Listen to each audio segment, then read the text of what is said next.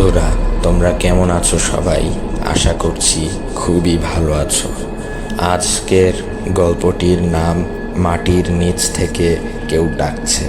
অদ্ভুত না? তো শুরু করা যাক।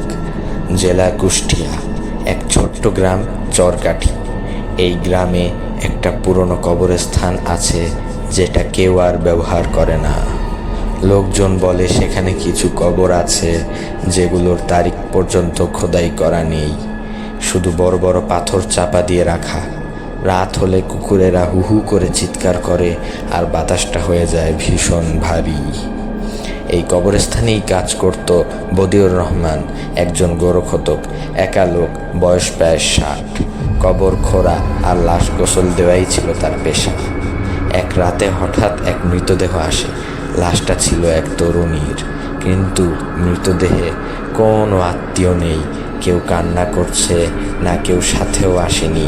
পুলিশ এসে কবর সহ সব কিছু ব্যবস্থা করে দিয়ে যায়। বদিউর নিজেই সব করে, কিন্তু তার চোখ বারবার গিয়ে ঠেকে একটা জিনিসে। মেয়েটার পায়ে মোটা কালো সুতা বাঁধা, আর কানের নিচে ছিল জ্বলন্ত লাল দাগ। কবর দেওয়ার পর থেকেই বদিউর রহমান অদ্ভুত জিনিস দেখতে থাকে।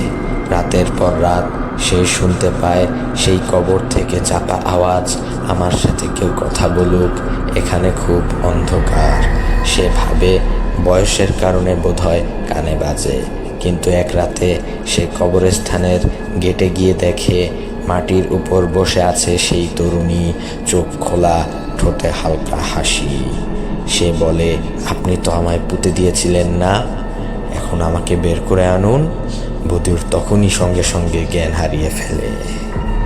পরদিন সকালে তাকে পাওয়া যায় কবরের পাশে মাটির উপর পড়ে থাকা অবস্থায়। কিন্তু আশ্চর্যজনক ব্যাপার হচ্ছে, তার হাতের নখে মাটি, আর কবরটা ছিল অর্ধেক খোঁড়া, যেন সে নিজেই আবার কবরটা খুলতে চেয়েছিল।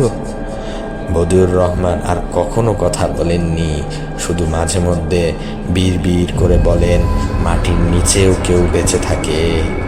এই গল্পটা সত্য না মিথ্যা কেউ বলতে পারে না, কিন্তু এখনও রাত হলে চরকাঠির সেই পুরনো কবরস্থানে বাতাসটা অদ্ভুত ভারী হয়ে ওঠে। কেউ কেউ বলে, যদি কান পেতে শোনো, কিছু একটা নিচ থেকে ডাকছে। গল্পটি তোমাদের কেমন লাগলো সবাই জানাবে। ধন্যবাদ।